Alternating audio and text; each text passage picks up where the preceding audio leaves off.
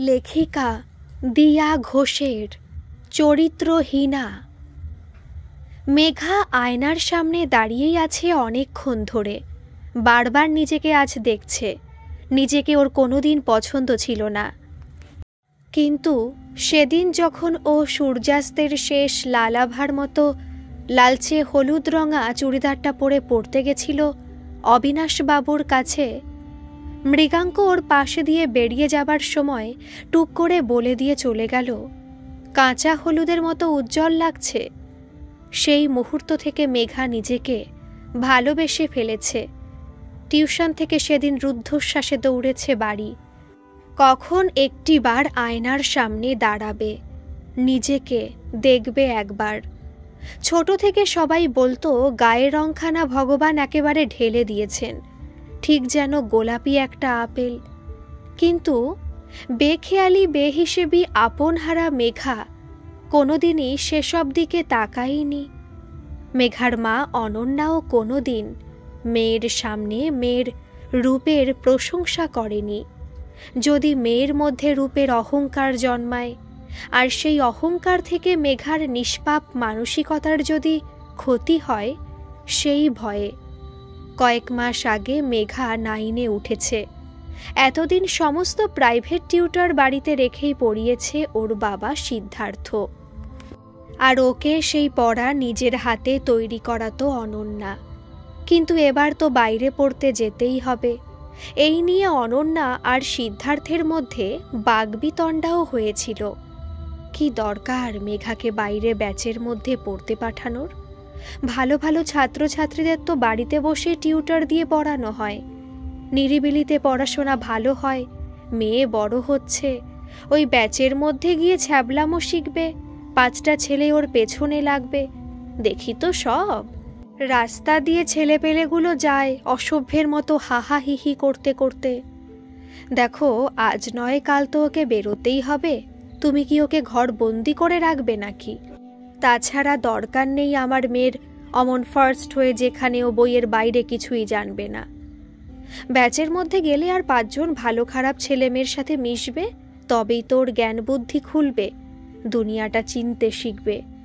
বেশ যাক, কিন্তু আমার চাই রেজাল্ট।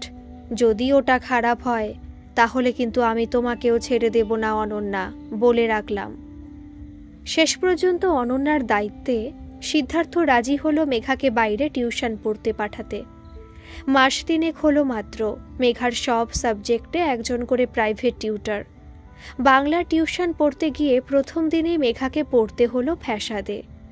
কোনোদিন বাড়ি থেকে বেরোয়নি যে মেয়ে, সে মেয়ে একদিন মায়ের সাথে এসে কি আর পরদিন বাড়ি চিনতে পারে? ব্যাস গেছে গুলিয়ে রাস্তা। মাথা তখন ভোকাট্টা।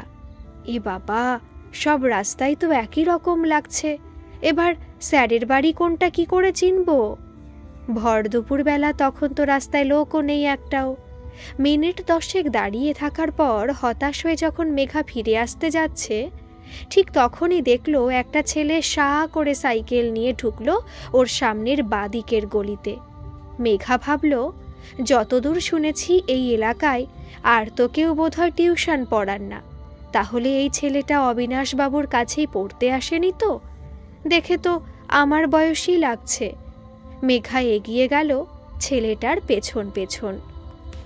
এখনো মেঘা ছেলেটার মুখ দেখতে পায়নি সামনে থেকে। ছেলেটা কিছু দূর গিয়ে দাঁড়ালো সামনে ঘুরে একটা বাড়ির সামনে। মেঘা দেখল, ঠিক যেমন ময়না পাখির গলায় একটা লাল বেড়ি থাকে, সেই রকম লাল কালো স্ট্রিপ দেওয়া একটা জামা পরে আছে ছেলেটা। গায়ের রং উজ্জ্বল শ্যামবর্ণ। গালে গোফের হালকা একটা দাগ সবে উঠতে শুরু করেছে। মেঘার মনে পড়ল, মা বলেছিল অচেনা কোনো ছেলের সাথে কথা বলবে না দরকার ছাড়া। কিন্তু এখন এই মুহূর্তে তো ওই একটা ছেলে ছাড়া আর কাউকে দেখতেও পাচ্ছি না। কি করব এবার? মেঘা দূর থেকে দাঁড়িয়ে দাঁড়িয়ে ছেলেটাকে লক্ষ্য করতে থাকলো, কিন্তু ছেলেটাও যে ওকে লক্ষ্য করছে সেটা খেয়ালই করেনি একদম মেঘা। কিছুক্ষণ এভাবে দাঁড়িয়ে থাকার পর মেঘা যখন প্রায় সিদ্ধান্ত নিয়েই ফেলেছে, না, একবার জিজ্ঞাসা করেই দেখি কতক্ষণ আর দাঁড়িয়ে থাকবো, ঠিক তখনই ওর সামনে এসে ছেলেটা জিজ্ঞাসা করলো, তুমি কি কাউকে খুঁজছো? মেঘা আচমকা এরকম একটা পরিস্থিতির জন্য একদমই তৈরি ছিল না। ড্যাব ড্যাব করে তাকিয়ে থাকলো। দেখলো ছেলেটা সাইকেলে বসেই একটা পা মাটিতে দিয়ে দাঁড়িয়ে আছে ওর সামনে। সেই ছোটবেলায় প্রাইমারি স্কুলে ছেলেদের সাথে খেলেছে, হাই স্কুলে ওঠার পর থেকে ছেলে বন্ধু তো দূরে থাক, কোনো ছেলের সাথে কথাও বলেনি পর্যন্ত। লাল কালো জামা পরা ছেলেটা আবার জিজ্ঞাসা করলো, তুমি কি কাউকে খুঁজছো? মেঘা একটা ঢোক গিলে বলল, আসলে আমি অবিনাশবাবুর কাছে পড়তে এসেছি, কিন্তু বাড়িটা খুঁজে পাচ্ছি না, রাস্তা হারিয়ে ফেলেছি। ছেলেটা হালকা হেসে বলল, ও আমি তো ওনার কাছেই পড়তে এসেছি, এই তো এই বাড়িটা, এসো আমার সাথে। এই বলে মেঘাকে নিয়ে এগিয়ে গেল গন্তব্যের দিকে। কত দূর হবে? বড়জোর 10 পা। কিন্তু এইটুকুই ওই নাম না জানা অচেনা ছেলেটার পাশে হেঁটে যেতে কেমন অদ্ভুত একটা লাগছিল মেঘার। যেতে যেতে ছেলেটার দিকে তাকিয়ে দেখলো একবার মেঘা। ছেলেটার গালে টোল পড়ে হালকা দাড়ির সরু রেখার পাশে। ছেলেটা বলল, আসলে কেউ আসেনি তো এখনো, তাই দাঁড়িয়েছিলাম, ওই দেখো।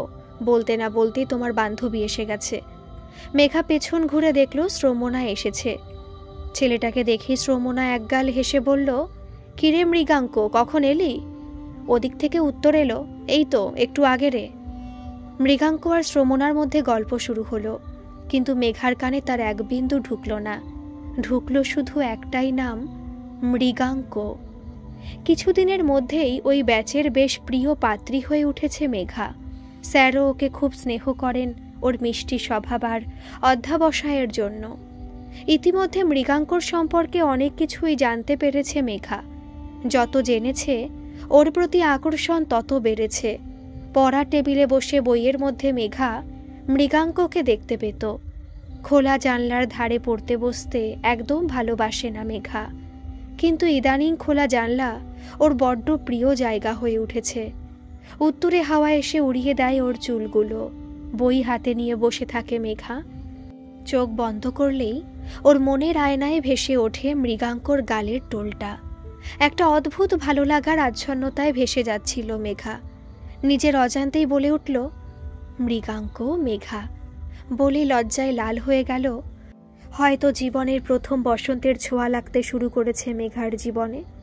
দুনিয়া এধার থেকে ওধার হয়ে গেলেও অবিনাশবাবুর কাছে মেঘাকে পড়তে যেতেই হবে।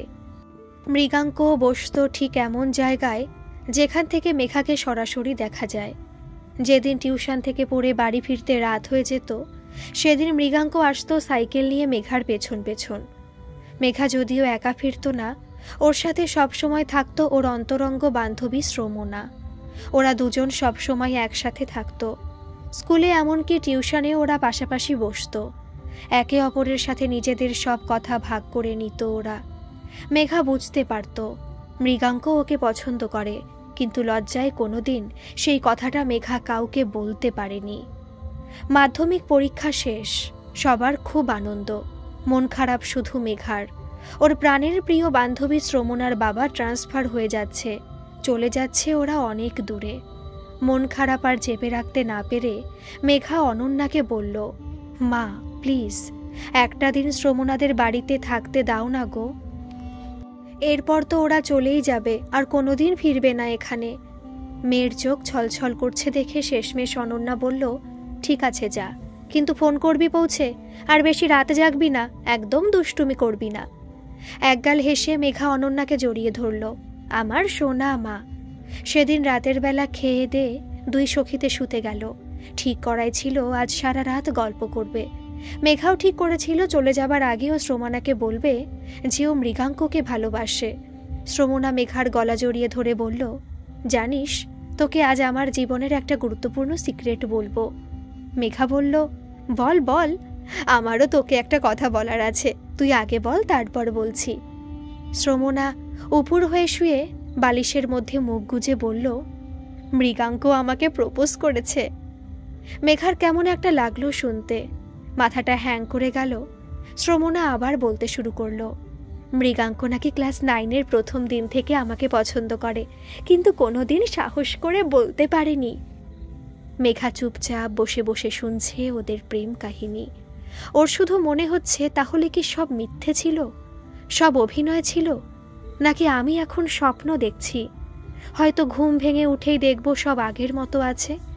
পাশ ফিরে শুলো মেঘা। চোখের কোণ দিয়ে অনবরত জল পড়ছে, কিন্তু অন্ধকারে শ্রমণা তার বিন্দু মাত্র টের পাচ্ছে না। কিছুক্ষণ পর সাড়া না পেয়ে শ্রমণা বলল, কিরে মেঘা, ঘুমিয়ে গেলি? আচ্ছা ঘুমো, আমার তো আজ ঘুমিয়ে আসছে না আনন্দে। ঘুমায়নি সারা রাত মেঘাও, শুধু হিসেব মেলাচ্ছিল সারা রাত। চোখ বন্ধ করে ভাবছিল পুরনো সব কথা, সেই প্রথম দিন যেদিন মৃগাঙ্কর সাথে আলাপ হয়েছিল, সেই দিন থেকে প্রত্যেকটা ঘটনা ফ্ল্যাশব্যাক হচ্ছে মেঘার চোখের সামনে। কিন্তু হাজার চেষ্টা করেও ঘটনাগুলোর ক্রম সাজাতে পারছে না। একটা একটা করে হিসেব মিলছে শ্রমণার বলা কথার সাথে ঘটনাগুলো, আর থেকে থেকে আটকে উঠছে মেঘা। প্রথমবার যেদিন দেখা হয়েছিল মৃগাঙ্কর সাথে, ও সেদিন শ্রমণাকে পেয়ে আর তো আমার দিকে তাকায়নি। আমি আর শ্রমণা তো সবসময় পাশাপাশি বসতাম, তার মানে মৃগাঙ্ক এমনভাবে বসত যাতেও শ্রমণাকে দেখতে পায়, আর পাশে বসে থাকার কারণে হয়তো ভুল করে আমার চোখে চোখ পড়ে যেত ওর। টিউশন থেকে ফেরার পথেও আমার জন্য নয়, শ্রমণার জন্য আসতো আমাদের পেছন পেছন। পড়তে গিয়েও সবার আগে দাঁড়িয়ে থাকতো শ্রমণার জন্য। আর আমি বোকার মতো ভেবে গেছি মৃগাঙ্ক আমার জন্য।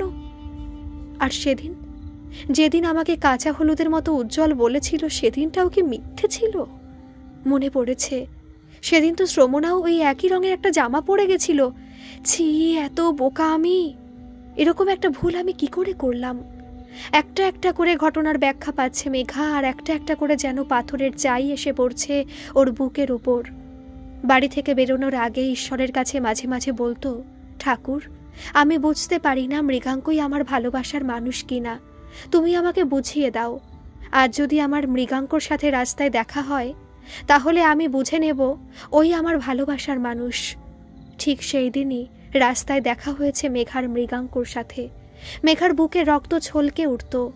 ভগবানের ওপর গভীর বিশ্বাসী মেঘার মনে দৃঢ়ভাবে বাসা বাঁধতে শুরু করেছিল মৃগাঙ্কই ওর ভবিষ্যৎ, ওর ভাগ্য। হায় রে অবুঝ মেয়ে, ঈশ্বরের লীলা বোঝার বয়স হয়নি যে তোর তখনও। ভগবান তো তোর ইচ্ছেই পূরণ করেছেন, বুঝিয়ে দিয়েছেন কে তোর ভালোবাসার মানুষ, কাকে তুই ভালোবাসিস। তুই তো এটা জানতে চাসনি কে তোকে ভালোবাসে।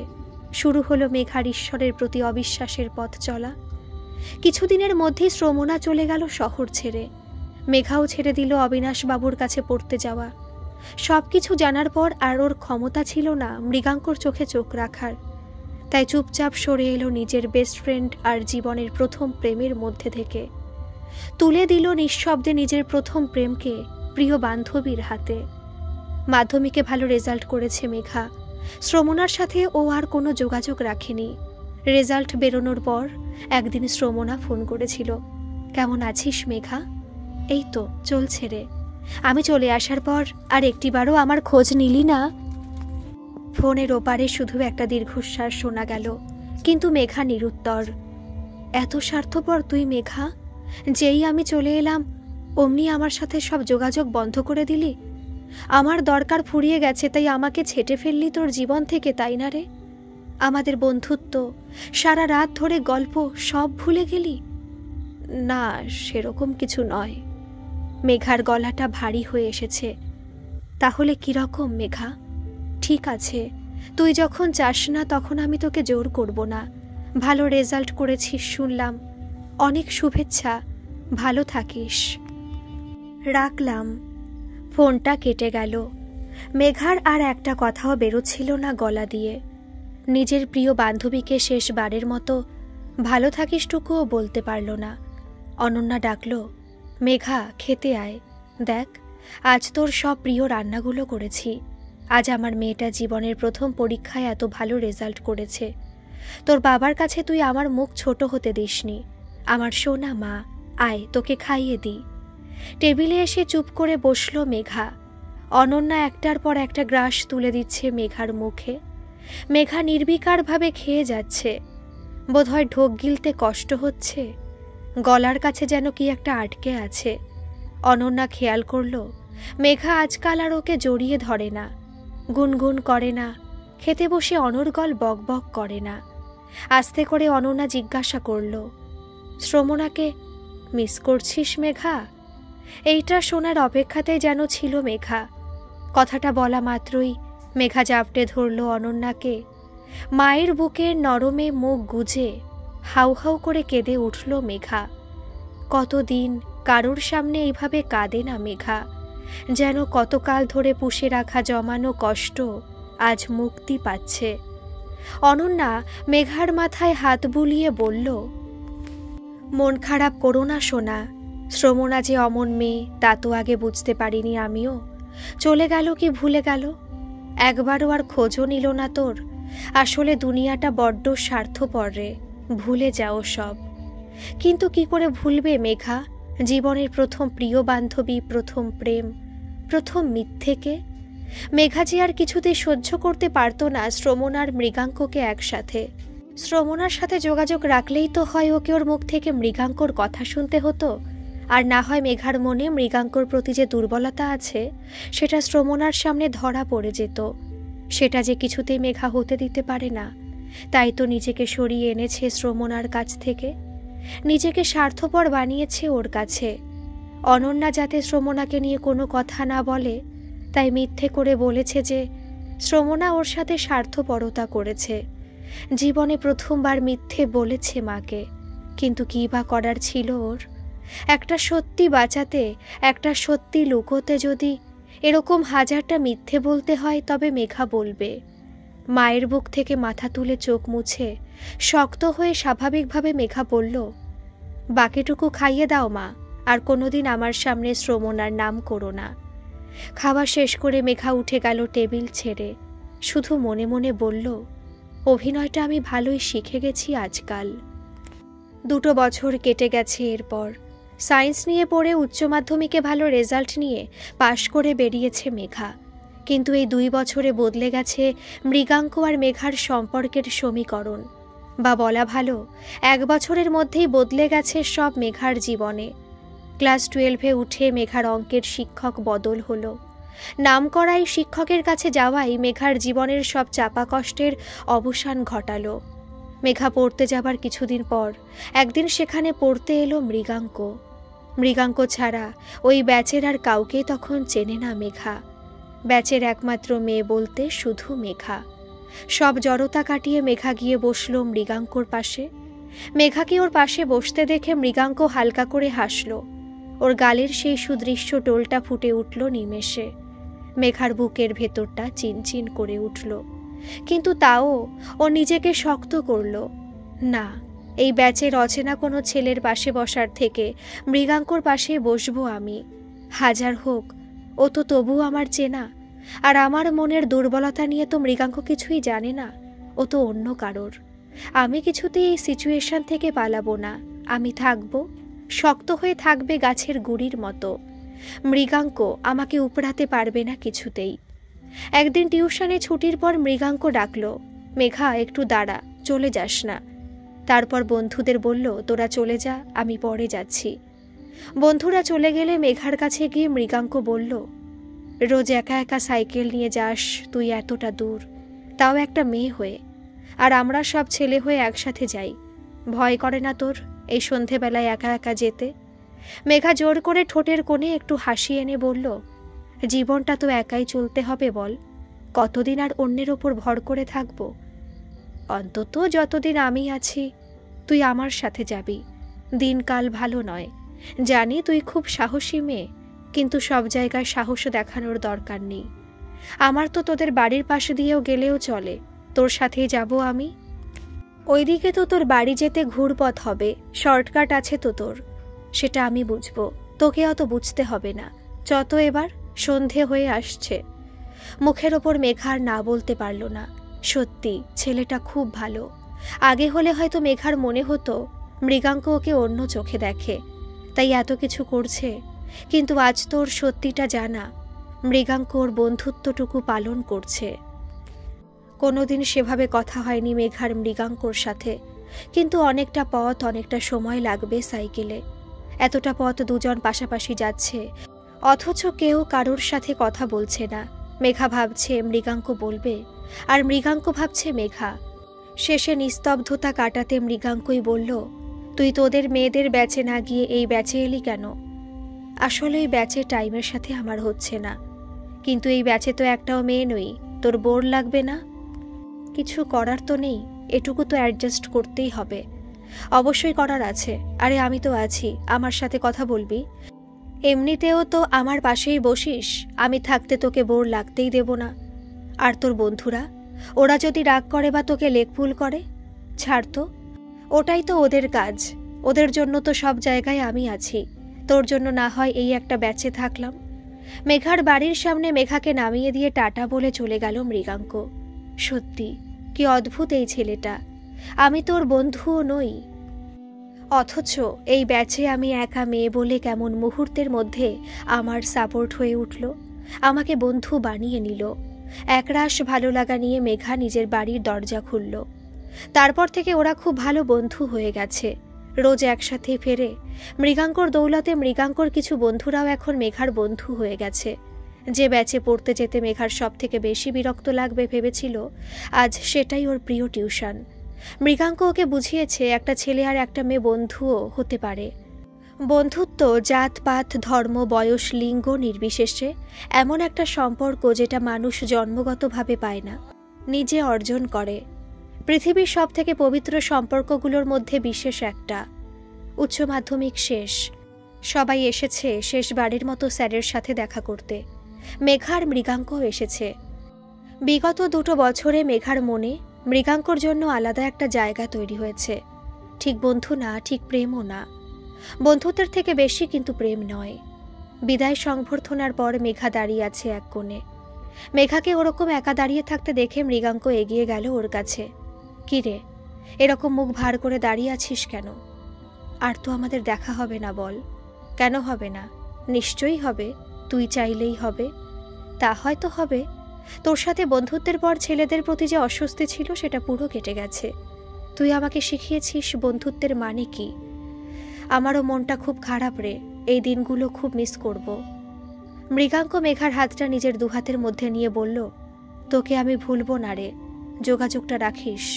তোর ফোন নাম্বারটা দে, অসুবিধা নেই তো ফোন করলে? একটু ইতস্তত করে মেঘা বলল, না মানে তুই নে নাম্বারটা, কিন্তু একটা ছেলে ফোন করলে বাড়িতে যদি মা কিছু বলে। রিল্যাক্স, আমি ফোন করব না, বুঝতে পারছি তোর সমস্যাটা, তবু চাইছি অন্তত বছরে একটা দিনও তো তোর সাথে কথা হবে। কিরে, সেটা পারি তো? লেখ নাম্বারটা। মেঘা একগাল হেসে বলল। ফিজিক্স অনার্স নিয়ে কলেজে ভর্তি হয়েছে মেঘা। অন্যদিকে মৃগাঙ্ক চলে গেছে বাইরে ইঞ্জিনিয়ারিং পড়তে। কথা রেখেছে মৃগাঙ্ক, ফোন করেনি কোনো দিন। শুধু বছরের একটা দিন একটা অচেনা নাম্বার থেকে মেসেজ আসতো, মেঘার জন্মদিনের দিন, হ্যাপি বার্থডে, ভালো থাকিস, ব্যাস এইটুকুই। মেঘা জানে এটা মৃগাঙ্কই, কিন্তু কোনোদিন ফোন করেনি। মেঘাও ভুলে গেছে আস্তে আস্তে মৃগাঙ্কর প্রতি ওর দুর্বলতা। রয়ে গেছে শুধু এক বুক বন্ধুত্ব। সময়ের সাথে সাথে মেঘা বুঝেছে ছোটবেলার সব অনুভূতিকে প্রশ্রয় দিলে আজ হয়তো একটা বড় ভুল হয়ে যেত। মৃগাঙ্কর ভালো লাগা ছিল, কিন্তু ভালোবাসা কি সেটা তো তখন মেঘা বুঝতেই শেখেনি। ছোটবেলার সেই বোকা বোকা নিষ্পাপ অনুভূতিগুলোর কথা মনে পড়লে মেঘা আপন মনেই হেসে ওঠে। কলেজে নতুন বন্ধু হয়েছে অনেকজন, নতুন বন্ধু, নতুন জীবন, নতুন পড়াশোনার ধরন, সবকিছু মিলিয়ে ভীষণ ভালো আছে মেঘা। আর তার সাথে ওর ভালো থাকার কারণ হিসেবে উপরি পাওনা হয়ে যোগ দিয়েছে শুভার্থ। শুভার্থ কলেজের প্রতিটা মেয়ের হার্ট থ্রব। মেঘাদের ডিপার্টমেন্টেরই সিনিয়র, 3rd ইয়ারে পড়ে। ব্রিলিয়ান্ট স্টুডেন্ট, অসম্ভব মোহময় কথা, আকর্ষণীয় ব্যক্তিত্ব। কলেজের ছাত্রীরা তো বটেই, এমনকি শিক্ষক শিক্ষিকারাও শুভার্থ বলতে অজ্ঞান। কলেজের প্রথম দিন থেকে মেঘা শুনে আসছে শুভার্থদা এই, শুভার্থদা সেই। এমনকি ক্লাসের মধ্যেও স্যারেরা শুধু শুভার্থর গুণগান। মেঘার সাথে শুভার্থর প্রথম দেখা হলো কলেজের ফ্রেশার্সের দিন। প্রত্যেক মেয়েকে শাড়ি আর প্রত্যেক ছেলেকে পাঞ্জাবি পরা নাকি বাধ্যতামূলক, এমনটাই নাকি শুভার্থর আদেশ। হস্টেলে মেঘা রুমমেট তো শুভার্থর নামে পাগল। দিনরাত শুভার্থদা শুভার্থদা করে মেঘার মাথা খারাপ করে দেয়। একেতে মেঘার শাড়ি পরতে ভীষণ অ্যালার্জি, তার ওপর আবার দিন রাত ওর রুমমেট ওর মাথা খারাপ করে দেয়। একদিন মেঘা রেগে গিয়ে বলেছিল, শোন নম্রতা, কানের কাছে হরিনামের মতো একই নাম আউড়ে যাবি না। কে না কে, কোথাকার কোন শুভার্থ না অশুভার্থ, সে নাকি অর্ডার দিয়েছে শাড়ি পরতেই হবে, আর তোরাও ওই আনন্দে নেচে মর। একেতে শাড়ি পরার বিচ্ছিরি ঝামেলা, তার ওপর শাড়িও তো নেই। তাতে কি হয়েছে, আমার একটা শাড়ি পরে নিবি, আমি তো অনেকগুলো শাড়ি কিনে আনলাম, যেটা পরে বেস্ট লাগবে সেইটা পরবো। নম্রতার গালগুলো লাল হয়ে গেছে। থাম তো, যত সব বিরক্তিকর ব্যাপার। আর আমাকে পরাবে কে শাড়িটা? আমিই পরাবো। তা কি তুই ভাবছিস শুভার্থদা তোর কুচি ধরে দেবে? নম্রতা মুচকি হাসছে। উফ, আর একটাও ফালতু কথা বললে আমি কিন্তু রুম শিফট করে নেব নম্রতা, বলে রাখলাম। আচ্ছা সরি, আর বলবো না। বাট মিলিয়ে নিস তুইও দুদিন পর শুভার্থদার ওপর ফিদা হয়ে যাবি। দেখিসনি তো এখনো, তাই এসব বলছিস। উফ, কি হ্যান্ডু মাইরি। আজ নবীন বরণ মেঘাদের কলেজে। অনিচ্ছা সত্ত্বেও মেঘা পরেছে শাড়ি, একটা ফ্রেশ হোয়াইট শাড়ি, গোলাপি সরু পাড়, সাথে পরেছে গোলাপি রঙের বোট নেক ব্লাউজ। কানে ঝুলিয়েছে ছোট্ট দুটো ঝুমকো, একটা ছোট্ট টিপ কপালে, চোখে সরু করে কাজল আর ঠোঁটে হালকা লিপস্টিক। অবশ্য ও সেজেছে বললে ভুল বলা হয়, জোর করে নম্রতা সাজিয়ে দিয়েছে। মেঘাকে এইটুকু সাজাতেই বেশ বেগ পেতে হয়েছে ওকে। মেঘা সাজবে না, আর নম্রতাও সাজিয়েই ছাড়বে। যুদ্ধ শেষে নম্রতার জয় হলো, সাজানো হলো মেঘাকে, সব তো হলো, কিন্তু এই মেঘার লম্বা চুলের কি হবে?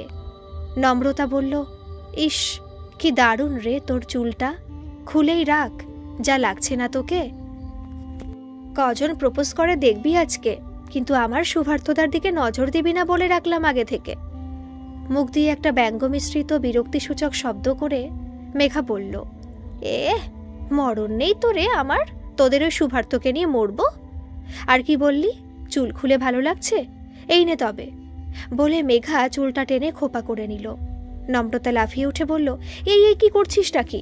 কাজের মাসিদের মতো চুল বাঁধছিস কেন? আমার সব পরিশ্রমে জল ঢেলে দিলি। এত কষ্ট করে এতক্ষণ ধরে সাজালাম, আর তুই? থাক, যথেষ্ট হয়েছে। অনেকক্ষণ ধরে বসে বসে সাজছি, আমাকে কি পাত্র দেখতে আসবে নাকি? এবার যাবি তো চ, না হলে এই বসলাম আমি, আর উঠবো না। এই না, চল 5 মিনিট দাঁড়া, একবার ফিনিশিং টাচ দিয়ে নি। মেঘা রেগে বোম হয়ে গিয়ে গোল গোল চোখ করে বলল, তুই যাবি? বেশ চল। হলঘরটা খুব সুন্দর করে সাজানো হয়েছে। রঙিন কাগজ, রং বেরঙের ফুলের সাজে ঘরটা ঝলমল করছে। 7 রঙা নিয়ন আলোয় যেন ঘরের ভেতর রামধনু উঠেছে। থেকে থেকে মাইকের অ্যানাউন্সমেন্ট শোনা যাচ্ছে একটা খুব মায়াবী পুরুষালী কণ্ঠে, আর কিছুক্ষণের মধ্যেই আমাদের অনুষ্ঠান শুরু হতে চলেছে। সমস্ত ছাত্রছাত্রীদের জানাই সাদর আমন্ত্রণ। মেঘা অনেকক্ষণ ধরে আওয়াজটা শুনতে পাচ্ছে, কিন্তু মঞ্চে আপাতত কাউকে দেখতে পাচ্ছে না। সমস্ত বর্ষের ছাত্রছাত্রীরাই এসেছে, কিন্তু ফার্স্ট ইয়ারের যেহেতু নবীন বরণ, তাই তাদের বসার জায়গা প্রথম সারিতে। মেঘা গিয়ে বসলো একটা ফাঁকা জায়গা দেখে। মেঘা কলেজে ভর্তি হয়েছে খুব বেশি দিন হয়নি, তাই ওই রুমমেট নম্রতা ছাড়া আর কারোর সাথে সেভাবে বন্ধুত্ব হয়নি। মঞ্চে এবার এসে উপস্থিত হলো একজন সুপুরুষ, দুধের মতো গায়ের রং, চোখে লাল ফ্রেমের চশমা, পরনে একটা লাল কালো পাঞ্জাবি আর জিন্স, গালে ছোট করে কাটা নিখুঁত ট্রিমড দাড়ি। মঞ্চে এসেই পোডিয়ামে দাঁড়িয়ে সে বলল, good evening everyone, and a warm welcome to all the freshers on behalf of me, Shubharth Roy and our college. বলার সাথে সাথেই গোটা হলঘর ফেটে পড়ল উত্তেজনায়। চিৎকারে সিটিতে হাততালিতে ভরে গেল। মেঘা সঙ্গে সঙ্গে কানে আঙুল দিল। বাপরে, পাগল নাকি এরা সব? এইভাবে কেউ চিৎকার করে? মনে হচ্ছে কোনো সেলেব বক্তৃতা দিচ্ছে। বিরক্তিকর। মঞ্চে দাঁড়ানো শুভার্থ আবারও বলতে শুরু করল, আজকের পুরো আয়োজনটাই হয়েছে তোমাদের স্বাগত জানানোর জন্য। আশা করি তোমরা সবাই খুব এনজয় করবে, কিন্তু কেউ কি এখানে এসে বিরক্ত হচ্ছে? শুভার্থর গভীর দৃষ্টি এড়াতে পারল না মেঘা। বাধ্য হয়ে জোর করে একটু হাসি আনল ঠোঁটে। গোটা হলঘর শুভার্থর প্রশ্নের উত্তরে চিৎকার করে উঠল, না। বেশ, তবে প্রথমে তোমাদের ইন্ট্রো নেওয়া যাক। তোমরা এক একজন মঞ্চে আসবে, আর তাকে চন্দনের ফোঁটা আর গোলাপ দিয়ে আন্তরিকভাবে আমরা স্বাগতম জানাবো। এই ফাঁকে তোমাদের সাথে আলাপটাও সেরে নেওয়া যাবে। একজন একজন করে গোলাপ হাতে নেমে এলো মঞ্চ থেকে। মেঘাও গেল সবার মতো।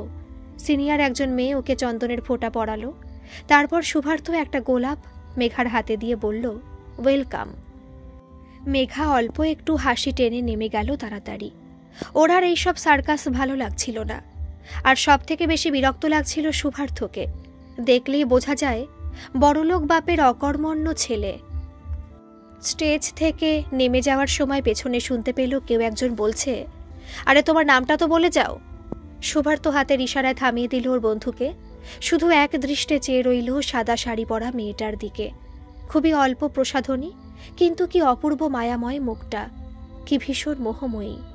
পরদিন কলেজে গিয়ে যথারীতি মেঘা ক্লাস করছে, কিন্তু শুভার্থ চোখ খুঁজেই যাচ্ছে ওই মেয়েটাকে। মেয়েটার ওই বিরক্ত বিরক্ত ভাবের মুখটা, ওই সাদা শাড়ির আঁচলটা সিঁড়িতে গড়াগড়ি খাচ্ছে যখন মঞ্চ থেকে নেমে যাচ্ছে, কানের ঝুমকোর অনবরত দোলন। চোখ বন্ধ করলে শুভার্থ দেখতে পাচ্ছে ওই মেয়েটাকে। মেয়েটার খোপা করা ঘন কালো চুল, ফর্সা খোলা পিঠ। কাল সারা রাত ঘুমোতে দেয়নি ওকে। কলেজে এসে শুভার্থ খোঁজা শুরু করে দিয়েছে মেয়েটাকে। মেয়েটার কেউ নয়, মেঘা। কিছুদিন পর কলেজ থেকে ফিরছে মেঘা। আজ অনেকদিন পর বাড়ি যাবে, তাই বাস ধরবে বলে ছুটছে হন্তদন্ত করে। সেই সময় ফোনটা বেজে উঠল মেঘার। ব্যাগ থেকে ফোনটা বের করে দেখল স্ক্রিনে জলজল করছে মা কলিং। হাঁটতে হাঁটতে ফোনটা ধরে কথা বলতে শুরু করলো মেঘা। হ্যাঁ মা, বলো। কিরে, বাস পেলি? না মা, এই তো হাঁটছি। আজ ক্লাস শেষ হতে অনেক দেরি হয়ে গেছিল, লাস্ট বাসটা ধরার জন্যই ছুটছি।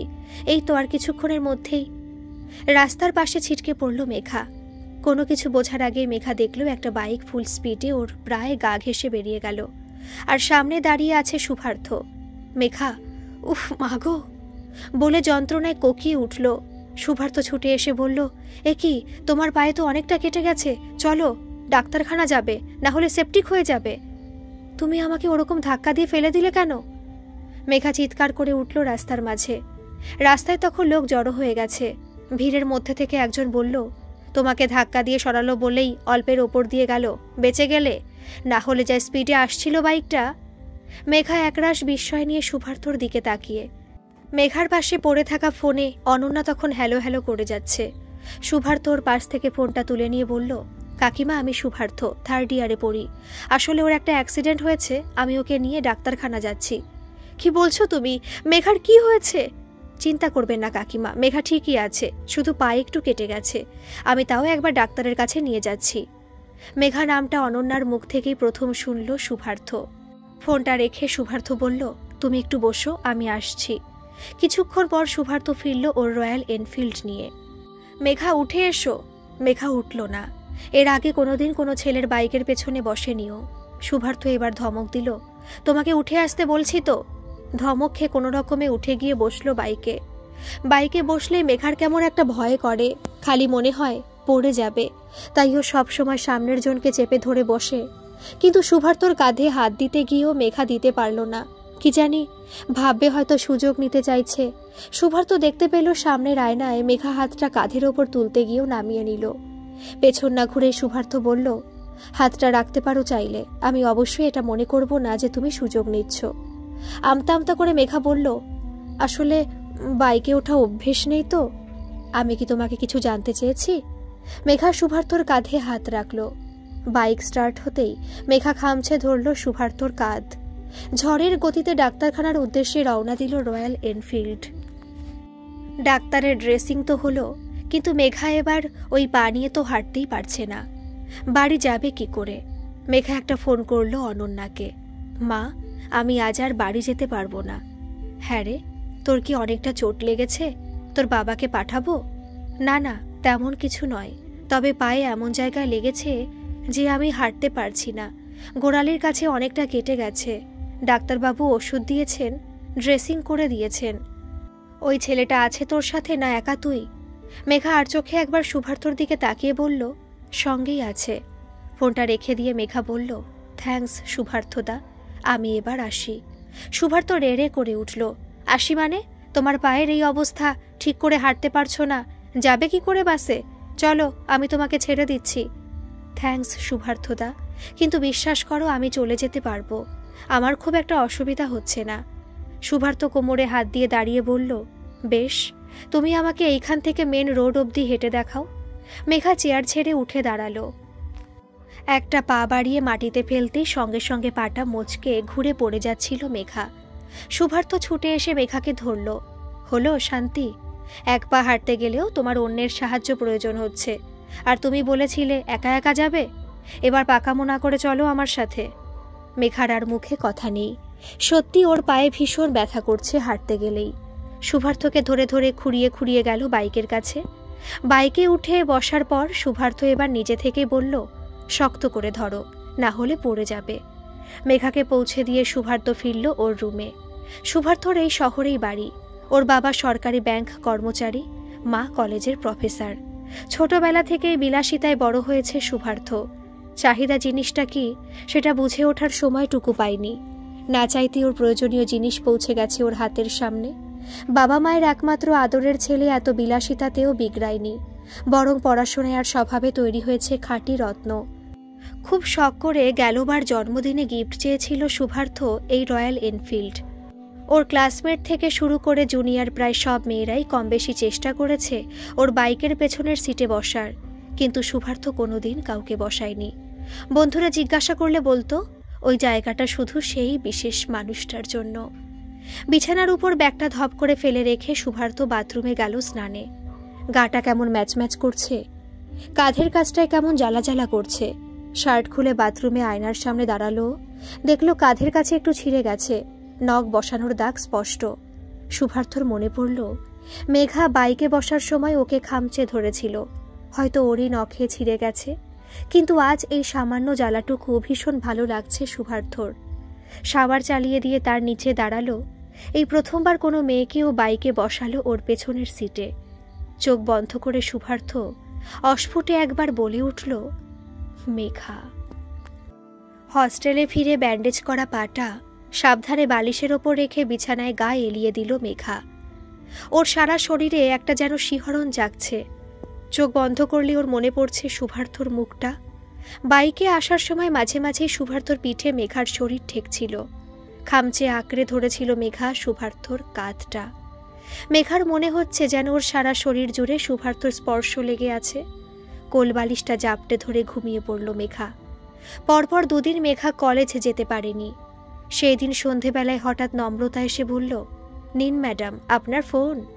আমার ফোন? কোথায়? এ তো তোর ফোন। হ্যাঁ ফোনটা আমারই, কিন্তু ফোনের ওই পারে যে আছে সে তোকে চাইছে। মেঘা অবাক হয়ে বলল, তোর ফোনে ফোন করে আমাকে চাইছে? কে? অত বকিস না তো, ফোনটা ধর। আমার একটু কাজ আছে, আমি গেলাম। মুচকি হেসে নম্রতা বেরিয়ে গেল। আরে কে ফোন করেছে তো বলে যা। কিন্তু নম্রতা ততক্ষণে চলে গেছে। মেঘা ফোনটা হাতে নিয়ে কানে ধরে বলল, হ্যালো, আমি শুভার্থ বলছি। মেঘার বুকের ভেতরটা ধক করে উঠল। হ্যাঁ বলো শুভার্থদা, কেমন আছো এখন? পায়ের ব্যথা কমেছে? হ্যাঁ এখন একটু কমেছে। আজ একবার ড্রেসিং করাতে যাব। ও আচ্ছা, আজ ডেট দিয়েছে? হ্যাঁ ঠিক আছে, তুমি বিকেল 4টের সময় রেডি হয়ে থেকো, আমি চলে আসবো হস্টেলের সামনে।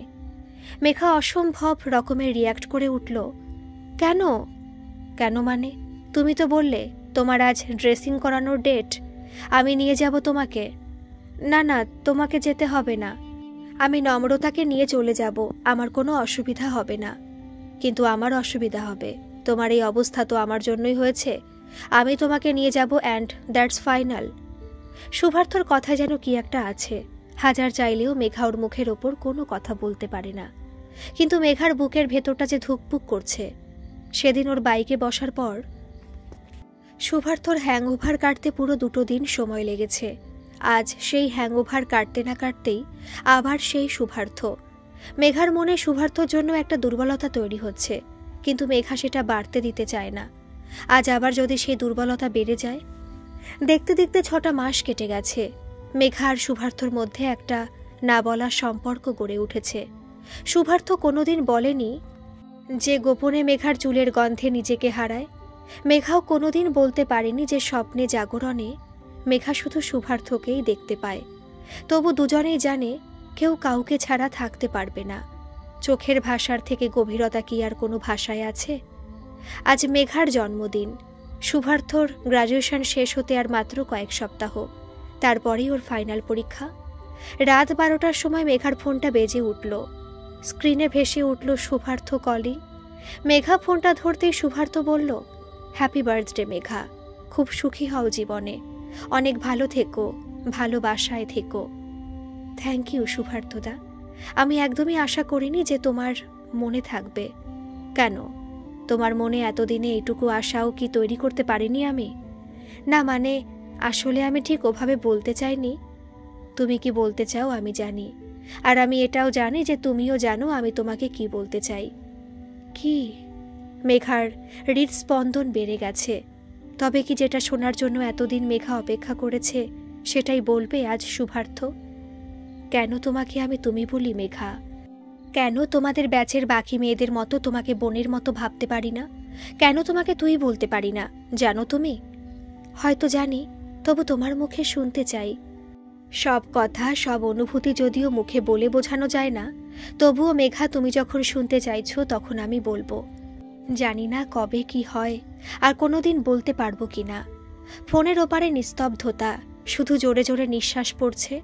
কিছুক্ষণ চুপ থেকে শুভার্থ বলল, আমি তোমাকে ভালোবাসি মেঘা। মেঘার হাত পা থরথর করে কাঁপছে। নিজের কানকে ঠিক বিশ্বাস হচ্ছে না। স্বপ্ন নয়তো এটা কোনো, হয়তো ঘুম ভেঙে দেখবে সব মিথ্যা। শুভার্থর ফোনের ওপাশে তখন বলছে, হ্যালো মেঘা, শুনতে পাচ্ছ? মেঘা বাকরুদ্ধ হয়ে গেছে, ঠিক বুঝতে পারছে না এই মুহূর্তে ওর কি বলা উচিত, কি করা উচিত। মুহূর্তের জ্ঞানও হারিয়েছে ও। ফোনের ওপারে অনেকক্ষণ থেকে যান্ত্রিক শব্দ জানান দিচ্ছে ফোন আসছে। মৃগাঙ্ক ফোন করেছে। মেঘা একটু ধাতস্থ হয়ে শুভার্থকে বলল, শুভার্থদা, আমার একটা ফোন আসছে, আমি এখন রাখছি। শুভার্থ কিছু বলার আগেই কট করে মেঘা ফোনটা কেটে দিল। আর একটাও কথা শুভার্থ বললে মেঘা হৃৎপিণ্ডটা খুলে বেরিয়ে চলে আসতো। লজ্জায় লাল হয়ে গেছে ফর্সা মুখটা, কান দুটো গরম হয়ে গেছে উত্তেজনায়। এখনকার মতো এই পর্যন্তই থাক। এর অন্তিম পর্ব আমি আজ সন্ধ্যে 7:30টায় আপলোড করে দেব। আপনাদের গল্পটা কেমন লাগছে অবশ্যই কমেন্ট করে জানাবেন, আর ভালো লাগলে প্লিজ একটা সাবস্ক্রাইব করে আমার পাশে থাকবেন। ধন্যবাদ।